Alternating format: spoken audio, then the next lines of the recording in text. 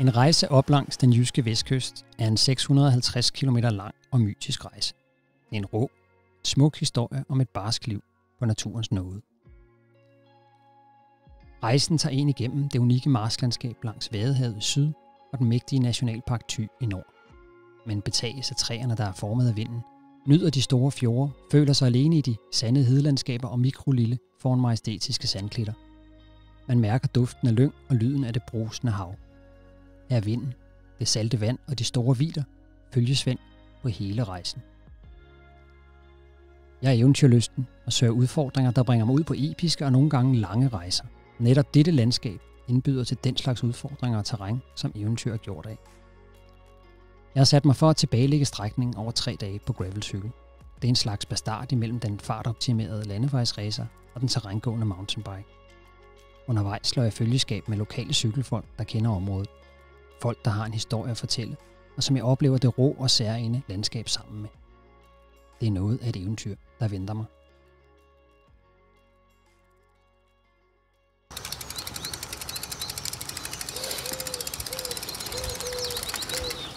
Godmorgen, Per. Morgen. Nå, du er jo lokalt kendt i området. Ja, det kan man sige lidt.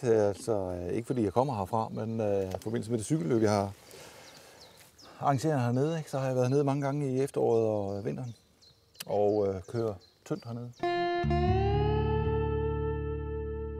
Tøndermarsken. Et øde og fladt hjørne af Danmark, der ligger der i al sin våde og disede mystik og gemmer sig i et hjørne af Danmark. Der er sumpet, og vinden er hård. Utallige får og heste sjosker rundt og nyder godt af fugtigt græs, og de mange fugle misker sig i orme, fisk og skalddyr, der blotlægges af Vadehavets tidevand. Det er min forestilling om et barskt og smukt område, hvor vidderne er store og solen flimrer i horisonten. Nu har jeg kørt på cykel, siden jeg var 15, eller i hvert fald dykket cykelsport, siden jeg var 15. Så det har jo været både på konkurrenceplan, men også hyggeplan. Ikke? Men det, jeg synes, der er fantastisk i dag, det er jo bare det dels at komme ud for sig selv.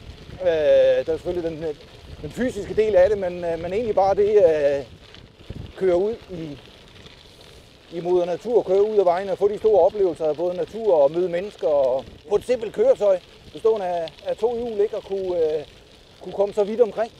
Alle steder har jo interessante ting at byde på. Alle steder har en historie, ikke? Og det er jo fantastisk, ikke? At opdage nye steder og begynde at pille lidt i mulden. Jeg kan ikke se, om der er strøm i, er det? Nej, du kan tage på gummihåndtaget, ja. Fordi tage den af der.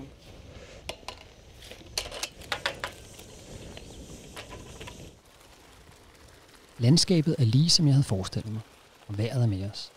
Solen skinner, og vinden er ikke alt for hård. Og selvom det er ganske koldt, selv for et dansk forår, holder vi os varme på cyklerne, imens vi bevæger os nordpå langs det vældige dige ud mod Vadehavet.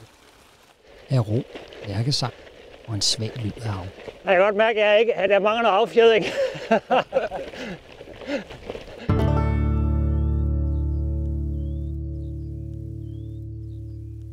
Her er fladt. Meget fladt. Og grusvejene er lange og lige. På en dag med hård vind fra vest må have været ubarmhjertigt på en cykel. Vi kører dog meget tiden i læ for vinden, lige inden for diget, der beskytter marsken mod det mægtige hav.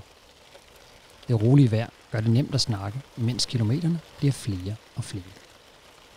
Det er jo en postkort idyl. Ja, men det er fandme flot. Så er det meget sjovt at cykle her, fordi man føler virkelig et eller andet sted, man er ude i ingenting. Der er jo langt til, det kan godt være, der er en kro der, men ellers så er der lidt langt til noget, ja. Min første følgesvend vender om ved Mandø Ebbevej, og jeg begiver mig lidt videre nordpå til Kammerslusen ved Ribe for at møde nye gravelfolk. Sammen med Lasse og Tom kommer der mere fart over feltet, og det højere tempo er godt for teknikken. Knytnæve store sten og helt løs grus kræver, at tungen holdes lige i munden. Men det er fedt at køre på en gravelcykel i det her terræn. Den er bygget til det. En racercykel, den var helt sikkert kommet til kort. Samtalen er hyggelig, og vi taler om det, cykelryttere taler om. Fart, race og intensitet, blandet med anekdoter fra landevejen og cykelløb, vi har kørt. Jeg elsker både den kammeratlige rivalisering og konkurrence, når det går stærkt, men også det at nyde naturen og friheden, når tempoet er lavt, og det ikke betyder noget, hvem der kommer først. Så møder vi endnu en rytter, Henrik. Og efter Tom og Lasse forlader os ved Varde Å, guider Henrik mig ind i det militære øvelsesterræn ved Oksbøl og ud i vildt og ret øde hedelandskab.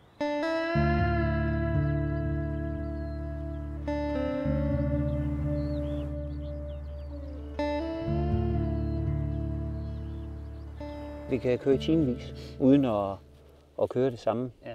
Og naturen, den ændrer sig jo helt. Du ser, vi har været inde i plantagen. Så kommer vi ud på den ene type hede ved militæret, nede ved Karlsmærsk, og så er der den lynghed her med klitterne, der bugter sig og ting og så. Det er simpelthen fantastisk. Lidt længere nordpå, der er der jo så Filsø-området. Det er jo så 2500 hektar natur, hvad kan man sige, reservat med havørner og alt muligt. Ja. Og der er grusveje overalt. Altså bare sådan en vinterdag, når du kan se, at rimfrosten, den har bidt sig fast på alle de her kringelkroge af grene, det er jo medicin for sjælen. I cykelkalenderen, der er maj jo nærmest en af de fedeste måneder, jeg kender. Ja, det er det. Hvad kan man sige, naturen, det du får ind af øjnene. Ja. Fordi det er så forskelligt, og noget er ved at springe ud, der er knopper i det hele, og noget er lidt grønt, og der er lidt blomster. Og, altså, det er helt perfekt. Det er hygge, og det er natur, og det er afslapning. Ja, det er fuldstændig enig. Jeg tror også, jeg gætter også på det, derfor der har vundet så rimelig meget indpas, ikke? Jo, alle kan jo være med. Ja. Fordi der er jo ikke meget. Endnu har vi jo ingen konkurrencer som sådan, så bliver det på et helt andet plan. Og det er ligegyldigt, om det er sommer eller vinter, fordi der er noget nyt. Altså, når der er sne her, eller sjap, så kan du stadigvæk cykle her også på grusvejene, og det er jo bare en anden oplevelse. Ja, du bliver våd, men altså, hvad fanden. Det synes jeg faktisk er også en af de fede ting ved at køre på de der cykler der, ikke? Altså ens landevejsræser mange kan godt være en lille smule ømme, lidt for ømme omkring det. Ja. Du har garanteret selv taget nogle billeder af dig selv, hvor du har haft mudder hele femøren. Simpelthen en, men du har et vildt hvidt tandspil bag. Ja. Og når du tager brillen af, så er du bare helt, og det begynder at skorpe. Og, altså det var en fed dag, ikke? Ja. Jo, og man kan sige, når man er i det, så er det måske koldt og lidt surt, når du kommer hjem og har været i bad og cyklen og vasket. Så er du klar til en gang mere, ikke? Ja, præcis. Og har du haft nogen med, der har rigtig frossen, så kan du håne dem lidt senere, hvis de har haft det forkerte tøj på. Altså det er simpelthen kommet for at blive, det tror jeg på. Ja, det tror jeg også. Også for sådan nogle lidt, hvad kan man sige, ældre. 40 plus. Ja. Dem med livserfaring. Dem med livserfaring, ja. Og har tid til at tage den med ro. Ja.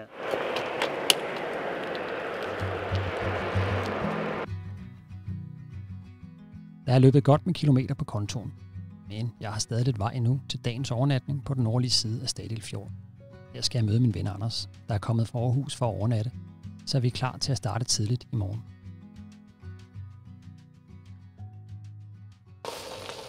Hey. Anders. Hej. Det er fedt, mand. Så er det fedt. Ja, lige måde. Jeg har nogle snacks klar til dig, venner. Yeah! Snacks, mand. Det har været noget vildt terræn, vi har kørt i. Okay. Altså, for det første Tøndermarsken i morges. Det var pisse fedt. Altså, det synes jeg. Jeg synes, det var ret fedt at køre noget. Men det var ikke så varieret. Det var bare flat, sådan noget Lollandslandskab, ikke? Men det var lige helt i begyndelsen. Ja, i morges. Ja. Men det er fedt, du kan se sindssygt langt, og der er jo masser af dyreliv og sådan noget, du ser på, ikke? Ja. Har du nogensinde prøvet at køre ned i skydeterrænet oppe ved Oksbøl? Nej. Jamen, jeg har ikke været der før. Gigantisk område. Ja, jeg ved godt, det er kæmpestort. Og du møder ingen mennesker. Nej. Og så alle de der grusveje, de bliver jo vedligeholdt af militæret. Ja. Altså, fordi det er jo deres transportvej. Så det er jo sådan noget boulevardgrus, sådan noget fuldstændig nyrevet grusvej. Det der, altså. Men det tror jeg også, du vil opleve op i Tranum Klitplantage, fordi det der, hvor jeg har været værnepligtig. Det er der har gået fejlet der, eller? Ja. Er det hjemme bag? Ja, min mor har bagt nogle klæder. Så bare... Fedt.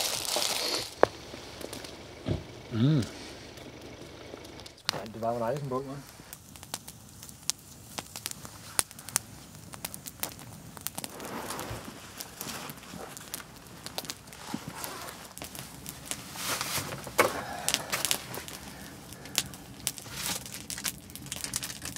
Nej. Den båd i vinduet.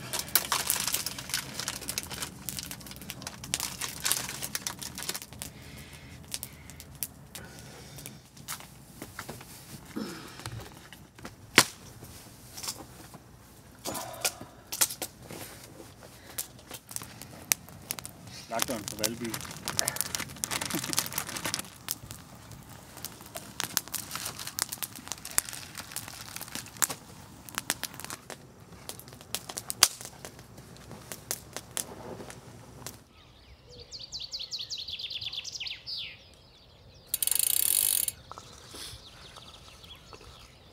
12 sekundmeter modvind direkte på Vesterhavskysten, lige i fesen. Det bliver en hård lysning i morgen.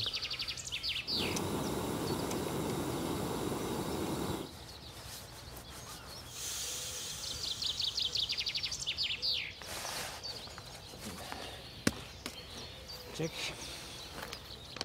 Og nu kører vi jo her fra dejlige shelter. Og så kører vi ud. Og så kører vi ud til kysten igen. Og så skal vi op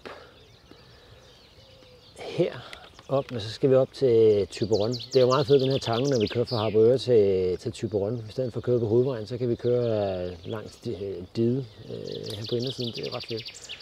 Og så skal vi sejle over til Akker, Nationalpark Thy. Det bliver fedt, der skal vi mødes med ham John, der er lokalkendt. Og så skal vi jo så op til Klitmøller.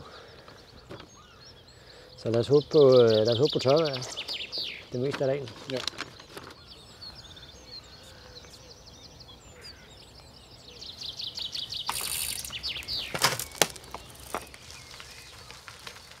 Vi tager tidligere afsted fra shelteret for at fylde vand på dunken på den nærliggende kirkegård og begiver os nordpå og ud langs kysten.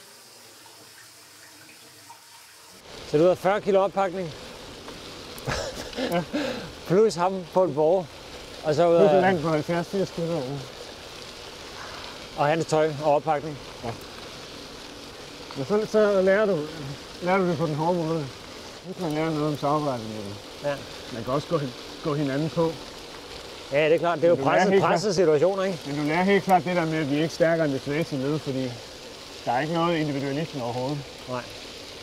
Og udover at du skal hjælpe hinanden, så har du også en fast, det de kalder en body marker. Ja. Første nat blev vi vækket med Rammstein der på fuld drøn kl. 3 om natten, og så bløder de op. Okay. Og bliver mere sådan... Til at snakke med? Så bliver de lidt mere body marker.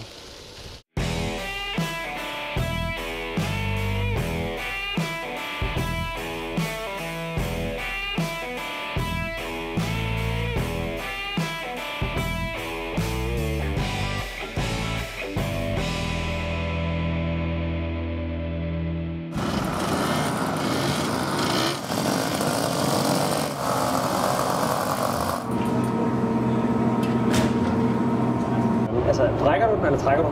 Begge dele. Ja, okay. Ja. Okay, så Det er lifehack. Det må man sige. Så vi har sådan lige nogle hyggeture i det. Er det dig selv, der er mekaniker på den? Er det dig, der er mekanikeren?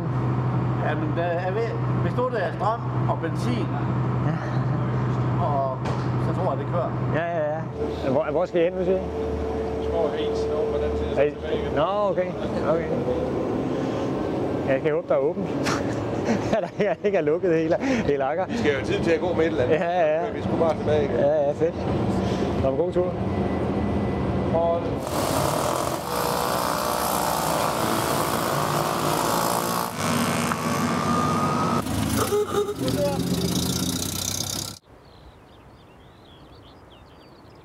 Du er født og opvokset op, ikke?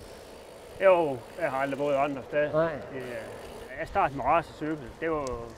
Det var faktisk dengang mountainbike, det sådan var ved at begynde at slå an. Ja. Men det gik ikke så lang tid, så fik jeg, ja, det kan man egentlig se, det var en gravelbike. Ja. Dengang, det var faktisk en, man kaldte den citybike, men den havde 700 hjul med 32 knopdæk. Okay. Det vi kørte dengang, det var jo sådan set ligesom gravel i dag, hvor altså grusvejene og så til hest. Jeg ved med sådan sandt, at det er det samme motorcykel. Det er hest, jeg kører i. Jeg tror, at den eneste kunst, det er, det er bare fuld hamp. Ja, jamen, det er bare høj fart. Du kan slet ikke komme igennem det, hvis du kører for langsomt. Nej, det er det jo i tvivl, så gik gas. Ja, det må jo simpelthen være det fedeste at have det her i sin baghave. Altså, ja. Nu har jeg jo aldrig prøvet andet, så... Nej. Men vi er da rimelig godt kørende med terræn. Plus, at det er overlæssende mennesker. Nej. Landskabet bliver anderledes. Her er flere træer, og her er storslået på den rå måde, som vind og sand tilfører naturen. Jeg tror, det er noget af det, jeg synes, der er fedt også ved at gøre herovre. Det der lidt sandede underlag, det er jo ikke noget, jeg sådan er vant til at køre på. Det har jo også den fordel. Godt nok har været mod i vinter, og det her har stået under vand. Ja. Men det er sand jord overalt, så det bliver ikke så mudret, som det gør mange andre steder. Vi skal lige ud her. Og hvis man er heldig, så kan man både se og høre traner herude. Det er anden gang, jeg cykler i Nationalpark Thy. Jeg har været her om vinteren, og store dele stod under vand. Nu er her tørt, men terrænet er stadig udfordrende, selvom forhindringerne egentlig kun er ganske små. Teknikken, den bliver testet. Der mangler lidt Mathieu van der Poel. De få mennesker, vi møder, roen og det fabelagtige vejr gør, der er god tid til at vende en dygtigere og mere elegant tekniker på cyklen. Jeg synes også, det er fedt, de er begyndt at sende mod cykel for os. Ja, det synes jeg også. Det kunne måske godt have været lidt mere spændende, men... Nej, det er Mathieu van der Poel, der er meget... Han punkterer alt for let af. Han er virkelig et super menneske. Der er nok meget fedt lys i de træer der. Ja. Nu.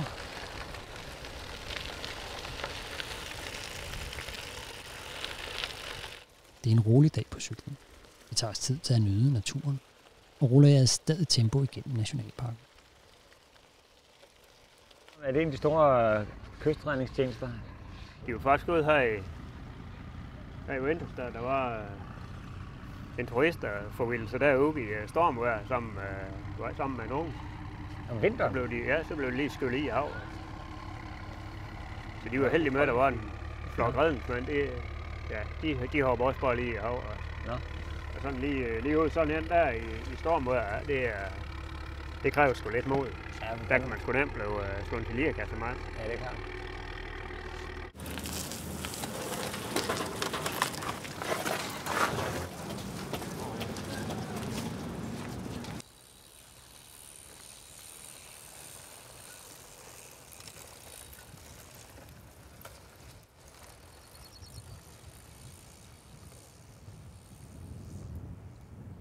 Hvor langt har du hjemme her nu? Ja, hvor langt er det? Er der 40 kilometer eller sådan noget? Det er om halvanden time. Ja. Det satser jeg på. Vi ses. Hej John. Jamen, tak for turen. Så tak. Kom godt hjem. Ja, tak. Og i lige måde. Hej. Hej.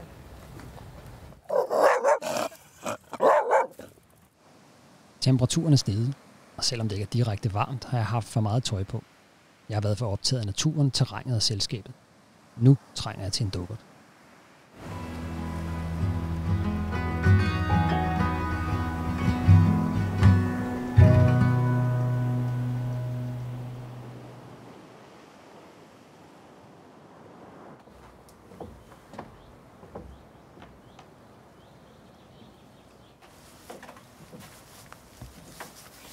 Har du plads til 2 af dine lommer?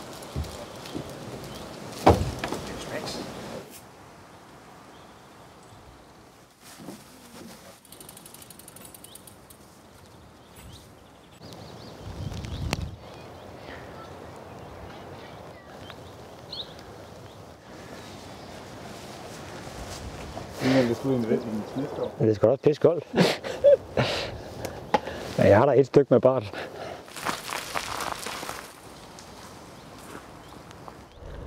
Det er så, man kan rutsjebane det her. Cykelstien fra Klitmøller mod Hanstholm er en dunkende, pulserende rutsjebanetur. Et tog, der buldrer derudad.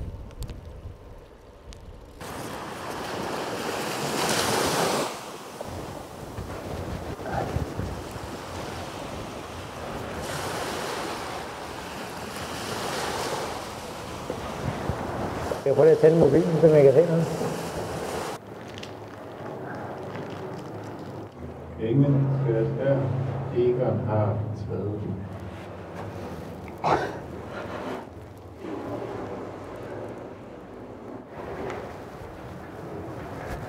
Jeg tror, jeg går den anden vej. Da jeg kørte med de der fyre fra det gamle Velropa, hvor det var mudder og regn, så jeg kørte sådan en 50 km tur i skoven, og jeg havde lige skiftet skivebremser. Med bremseklodserne, de blev slidt ned på en tur. Så jeg bare slæbt alt muligt lort med op i. Det lød sådan her hele turen.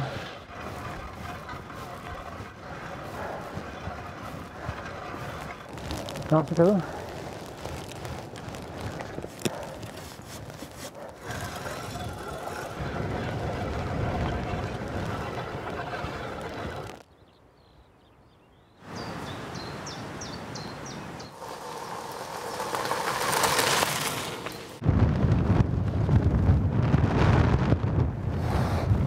Hvornår bliver du hentet, Anders, ude?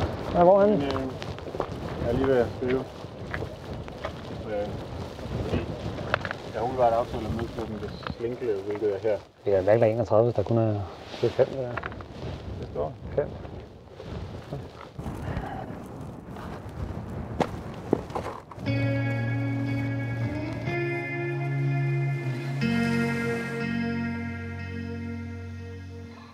Der er finregn i luften, og det er tåget. Vinden er taget til. Det er fedt at også opleve kysten på den måde. Den rå måde. Jeg kan godt lide at køre i råt vejr.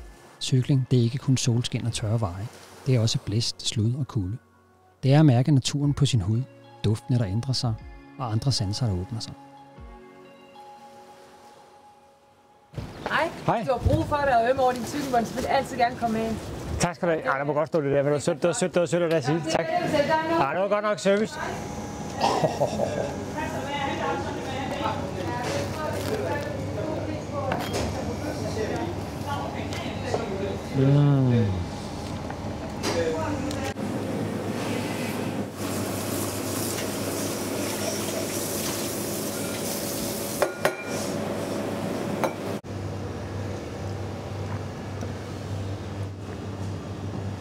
Så er jeg alene.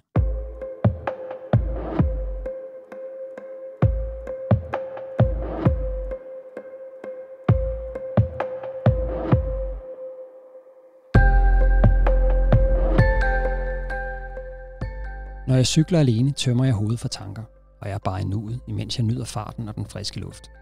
Jeg hører mit eget åndedræt og opfatter landskabet på en anden måde, når jeg ikke har nogen at snakke med. Jeg forudser svinget og glæder mig til bakken ude i det fjerne. Jeg er en anden mental tilstand, når jeg bare er mig selv. Vindens sus, fuglenes sang og grusets knitren under dækkene opleves mere intenst. Det er et fedt mentalt sted at være. En tilstand, jeg kan være i lang tid. Det er smukt, og nogle gange bliver jeg til med en smule berørt. Jo længere turen bliver, jo mere filosofisk har tankerne en tendens til at blive. Man når at lade tankerne bevæge sig vidt omkring på de lange ture.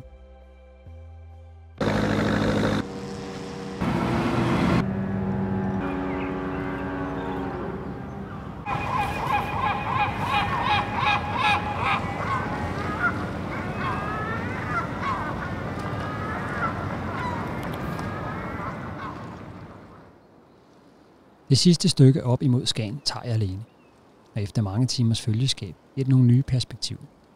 Og på en eller anden måde også en ro bare at være mig og min cykel, der transcenderer vestkystens natur og rå industrielle byer som Thyborøn, Hanstholm og Hirtshals. Det er blevet mørkt, inden jeg ankommer til Skagen. Jeg har nu kun et kort stykke tilbage til turens mål. Danmarks nordligste punkt, Grenen, hvor Kattegat og Skagerrak tørner sig. Jeg mødes af den der lidt vemodige følelse, der altid dukker op, når noget godt er ved at nå sin ende. Men det er okay. Det er den rigtige følelse at have.